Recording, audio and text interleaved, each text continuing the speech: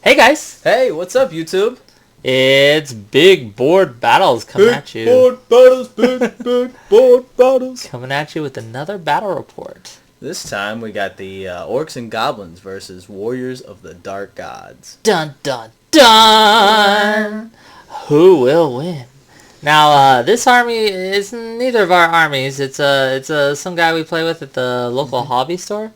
And he's a great guy. I enjoy him. I always enjoy him when we get a chance to play him. But We've been playing with him for a couple of years now, since 8th edition. Yeah. When. So he decided to bring his slobber knocker list to the table, and we did as well. Mm-hmm. Well, Orcs and Goblins guy there over did, but I was there in the wings watching. Yes. Trying to curse his dice. For our more... He did, on some occasions, curse my damn dice. No spoilers. Let's see how this goes. It's going to be a great game, guys. Jump into it. Okay, here we got the Chaos Deployment. Yeah, this is actually everything in his army. They're such elitist, like, little badasses that just all fit in this one little corner. He has his general and his unit of knights there. And you can see his battle standard bearers and with his Mark of Nurgle guys. They all look black, but, you know, no judgment. Yeah, they're chaosy. Exactly. And his Absorption of brick colors. horde there of barbarians with flails. He's got a barbarian king, a sorcerer lord as well. And then he has about, looks like 6 wolves. 5 marauder horsemen, and a blood beast, I believe it's called now? I think it is, yeah. Okay. He said it's kind of the equivalent to a more expensive giant. So Yeah. Now, I'm not sure why he chose a corner deployment, especially since he really doesn't have a shooting element, but, you know, is what it is. And here we have Orcs and Goblins! Yeah, trying out my new list. I'm not going to go too in-depth. You can see our pregame that we're going to do for Slobber Knocker. But got 2 giants on this left flank of mine. Those are not actually spider riders. That is the huntsman spider with the goblin chief on it, the 2 Nashers. Got 2 groups of just bow orcs with each has a level 2 orc shaman in them. 2 units of cave trolls flanking my unit of savages with the general BSB and the 2 war machines, both rock throwers in the back there. Yeah, it's a pretty tough list. We put it together the night before, and I think, you know, I think he should run this. He's still testing it. He's still debating it. Yeah, still. I mean, the giant, like, they can do work, but then sometimes they just don't. They just don't. That's do with anything, jack man. shit. That's with anything. But it's a strong list, and you'll see how it plays out here. Mm-hmm. And on top of turn 1, our Orc and Goblin brother gets to go first. Yes, we do. And here I am. He's in that corner. What am I gonna do? Pincer attack. Just swing the fuck around with my giant ass wall of death. Yeah, his central units there are the feral orcs with the 2 troll blocks on the wings. And it's kind of like a pincer movement he's going for, like a kind of like swinging in the door with the hinge, with his support units over there, the catapults. And the giants are there just to fucking draw his attention. Yeah, draw his attention, hold that flank, and hopefully keep him there while I fucking slam into him on the other side. Okay. First turn, I believe this was another direct hit misfire. As with the cursing of the dice. First turn, whatever. You know what? Catapults, man. Sometimes they do work, and sometimes they just blow. Well, they don't blow up anymore, but you know. Yeah. Luckily, I think I rolled like a 3 or a 4. It was one of the ones like this turn or the next. So it could be worse, but it was pretty. Could have been better. Yeah, it could have been a lot better. So as you can see, it's his turn. He decides to move up some of his chaff, reposition a little bit, and charge in with Blood Beast against the giant. Mm-hmm. Yeah, I was really kind of hoping at first to get both of those giants off on that guy, but he beat me to the charge. I can't remember if that thing had Swift Stride or not, but yeah, it got across to me quicker. There's a better picture of that charge and the blinding whiteness of the giants. They're part of the racist clan, I guess. Yeah. And they fight! And he wins! I rolled a 6. It does an automatic wound, And the rules are really iffy here. So it says if the monster has not yet attacked this turn, it cannot attack. And if it has already made its attacks, it cannot attack in the next player turn. Well, the way we ended up reading this, so... Well, what happened was, okay, this wouldn't have been an issue except for the giant broke. The giant lost by 3. Yes. 4, actually. But he's stubborn, so I have initiative 10. Or leadership 10. Leadership 10. Yeah, but he still broke. He still broke and he ran. Luckily, 11. He didn't get caught. Yeah. So the question was, does that carry over? Because we fucking know what's going to happen in the next turn. But yeah. Either way. But yeah, I don't know. That's a question. What you think in the comments? Well, because it's a player turn. Because even though you guys weren't in combat for your next turn, it verbatim says in the next player turn. Yeah, but it was your player turn, and it wasn't in combat for that turn. Does that make sense? You know what? Yeah. All right. Yeah. All right. That's how we ruled it. Mm-hmm. So here we go. More of a better picture of him running away like a little. Luckily, he did run. He did run. He made it. Oh, but he rallies. Rallies on my turn. So thank God he's not just fucking still fleeing and doing jack shit. Here you can actually see. Okay, so I charged his what were the knight Marauder horsemen. Yes, I charged that with this giant, and I got the spell off +1 strength, +1 toughness. But that that was later in the magic. And I also, with the wolves, I charged with my goblin chief on the huntsman spider, which he chose to flee as well. They ended up fleeing almost off the damn board and fled right through that group of barbarians right there. But as you could see, they both kind of failed the charge, and just there they sit. Oh, shooting went a little better. Yes, it did. And managed to plink off a good bit of that back row. So what he has is the Mark of Corn, or what is it? He can attack with an extra rank. I know that. Yes, it's a Mark of Wrath, and the Mark of Wrath. Well, he has a Frenzy Banner in there too. Yes. And he has Mark of Wrath, so he gets +1 to hit, and with Frenzy, it's extra attacks. Yeah. So and it's a scary unit. He can attack with an extra row. So that 4th rank, I was like, I gotta start taking attacks. Oh, because of Inspiring Presence, that's why. Is that what it is? Yeah, I'm not sure who had it, honestly. I'm not too familiar with the Warriors of the Dark Gods, which is weird, because I have a Warriors of the Dark Gods army that I need to bring out sometime. Mm-hmm. But it might have been like his Barbarian King or something. Who knows? I don't remember. But I just knew I needed to start taking attacks away from that as close to the first turn as I could. And here... nothing else happens in his turn. No. But then Chaos decides to get a little frisky. Yes. So both charges on both giants, and I feel so bad for the one with his general, because he's initiative 3, and every one of those guys in that group of knights is initiative 5. So I'm like, and he has no save.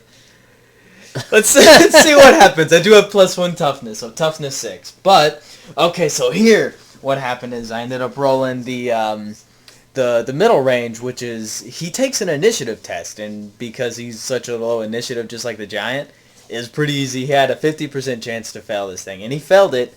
And I rolled 2d6, and those are auto wounds, not hit. Those are wounds, and I rolled boxcars out of the box here, and there wasn't shit he could do, but he did get to attack back.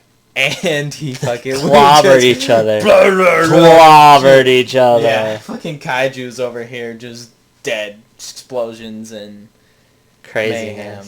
So that was fun. In this fight went exactly how you expected. They just annihilated him. And I'm trying to sell him on these giants. You can't expect those giants to hold up against that fucking block there. No, I did. That wasn't his. That wasn't what I wanted. I wanted him in with the Marauders. That they could take. He could take some Marauders. Yeah. And because they got the javelins with the throwing weapons. Yeah, so yeah. That was really his only defense against my squigs. Really, like, his one downside. He has almost no shooting. Well, most Warriors lists don't. Yeah. Yeah, of course, obviously, the other giant got exploded. Mm-hmm. It wasn't even close. This was the rest of his his top movement. of 3, again, he sits way back. He's being super cautious here. I think, and I feel it's a mistake. It was just, I think, like, he was probably scared to move. Can you blame him? That's well, a giant. The issue giant is front. The issue isn't so much that is he had no real answer to those mangler squigs, and those mangler squigs will just eat everything he has. Yeah. He tried to pop it with his chaff, which is a great but the movement wasn't right. He just didn't have enough. Just out of range. And that's unfortunate, but it is what it is. And so here you can see, almost get a better picture of that. There we go. The Marauder Horsemen, not the Marauder Horsemen. The Marauder Horsemen are gone. Yes. The squig plowed on through it, and it kept going, and it plowed on through the knights, and it plowed right into the terrain. Which means it's dead. Own death. It dies. Yes. And it killed the Marauder Horsemen pretty easy, but because it's not AP6 anymore, it only killed one knight. Yeah. And that was sad. But the other one got, right in the very front, just an inch out. At first, I was like, man, I hope he hits, but this was the best place that he could go. Just sit right the fuck in front of these guys and just torment them. Because they get, if you touch it, if the knights touch the squig and the squig doesn't touch the knights, it gets an extra 3d6. It pops the squig, but it gets an extra d6. Extra d6, yeah. Yeah, sorry, an extra d6. To a total d6. of 3d6. For a total of 3d6, which is worse. Yeah, much worse. And especially you can when see you're charging through it. Yeah, you can see the rest of his movement. He's just again encircling, and he pulls his huntsman conjoined twin spider up there, and he just plops it in such a way so that the horde brick can't charge it. It has to deal with that. Because they are frenzied, so they have to test, or they just have to fucking do it. And as you can see, bottom of 3, this is what it looks like. You can't see it, but he's about to do some charges. And right through. Bam, right through him. And that was my dice roll. Yeah, the 3d6 is a 4, 4, and a 5, so quite a bit. Yeah, good. But right into the side of the flanks. You know what? I feel like he didn't have a choice here. I think that was the right play. It was. And just hope that his armor saves gets him, because he needed to deal with your combat block somehow, and those knights are his main threat there. They are, especially with that general. And as you can see here, well, okay. Almost here. I knew he was gonna have to charge these trolls, so I buffed them. That's the signature from the wilderness spells, the +1 strength, +1 toughness. I'm like, I just hope they can hold out. But saving grace, charging through that squig, he made nowhere near as many saves as he did the last time, and I dwindled them down to his general and 3 other dudes.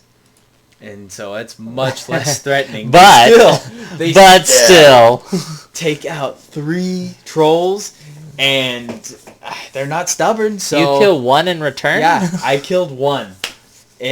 Those guys are brutal. I made a lot of hits. I got some good wounds through, but I probably should have puked on them. Thinking back at it, You did. Did I? Puke you on did them? Puke on them, but you killed 1. I killed 1. Okay. And that was an issue. Now, if I was him, I would have kept going. I would have overran and hit the side. Oh, you know what? I think he did pursue, but he rolled really shitty. Yeah, that's what it was. He rolled snake eyes for the pursue on my trolls. Or like triple ones or some crazy, really low numbers, but didn't catch the trolls and didn't overrun into the orcs, unfortunately. Because, again, that's just into the flank of those guys. It would have been a bad day for the feral orcs. Yeah, because his damn general, and I wouldn't have had hardly any fucking attacks. But he did not. Yep. And so he did fight the spider for a turn, but he couldn't kill the spider because he had to challenge. Yes. And so the spider was able to win the challenge. Yes. And the combat res just wasn't enough to,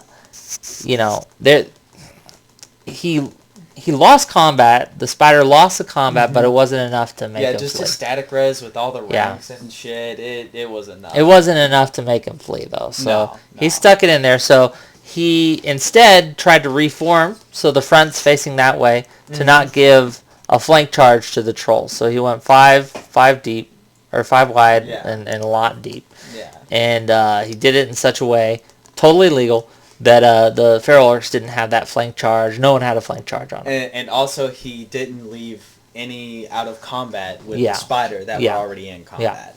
So it's totally legal to do. Mm-hmm. So they charged in, the trolls and the feral orcs, as you see.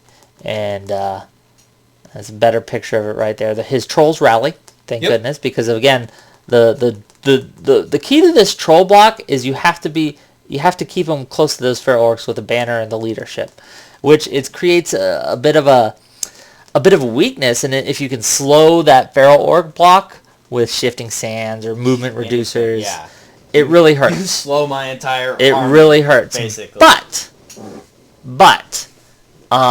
that's what the giants are for. They're the things that are in your face right away that, oh my god, I have to deal with this right now. Yep. Take that distraction off of these guys so I can get there. And shooting. Oh, man. So, and shooting. Those supporting, man. Okay. If you look at this, so there was 3 guys left, and in these blocks of orcs, I have 42 bowmen. And they were they were not long range, and I don't think I moved them this turn, so I was hitting on 4s. I managed with 42 shots to kill one of those guys. But it was enough. It was enough to make a panic check. He wasn't within range of his BSB. Yup. And there he goes, just fleeing. Damn, just gone. And in combat, it does not go well for the home team there. The Chaos just gets smashed. Oh, as you can over here, he did have to do the challenge. He challenged with his champion, and I challenged with my champion. I managed to get 4 wounds through on this thing. A downside to flails, they are awesome, but they make you +1 to hit. So, in other words, if you're hitting them normally on a 3, you're now hitting them on a 2. Yes. So it's easier to kill them. It really just made my force hitting him that much harder. He wasn't able to do enough to kill the... I mean, he killed a troll, and he killed a couple of feral orcs, I believe. A few, maybe. He didn't put very many on there because, they were +1. They were tough. You made way with your general. And yeah. It was just It was a rough battle. And for those of you who are watching closely, you might notice one of the trolls was replaced with Gorebeast, the champion and our lord and protector. And he led his trolls to victory. He wanted the blood of his enemy, and he was very eager to get it. And he just killed one of the trolls before combat took his place and led his army personally. And there they are, his horde of troll buddies, just going over the horizon, probably to eat the rest of the warriors of chaos. Making room, clearing out this gullet. Yes, and at the end of the day, it was called early. It was called a turn 4 or 5. And Orcs and Goblins massacred, man. The only thing he had left on the board that wasn't... Well, I think he called it because he failed again with his general. Yeah. And he just kept going off the board. And so all he had left, literally, was some wolves and the Nurgle guys. Now, the Nurgle guys are tough as nails, and honestly, I'm not sure I would have... Called it just that? Well, no, he had no chance of winning. The issue is, he kept him too far back from the action. He needed to get him in there. But you know what? Still, great game. Fun to watch. Fun to play. He's a great guy, Always a fun matchup. And, he's super fun to play against. And I hope I get to play against him next time. Yeah. Instead of this goober. I played against the Beastman guy. Who just mopped the floor with me. We didn't get pictures of that because my camera didn't get pictures of that. No, we didn't. I don't think someone wanted to take pictures of that. He got to my Hierophant with some chaff and killed the Hierophant in turn 3, and everything just started crumbling and it was bad. Yeah, it was bad. Can get to that week. It was bad. Awesome. But hey, thanks guys for watching. Subscribe. Tell your friends. Especially any cute friends that are hot, because Stanley loves them cute dudes. So yeah, man. Yeah, exactly. Anyway, till next time.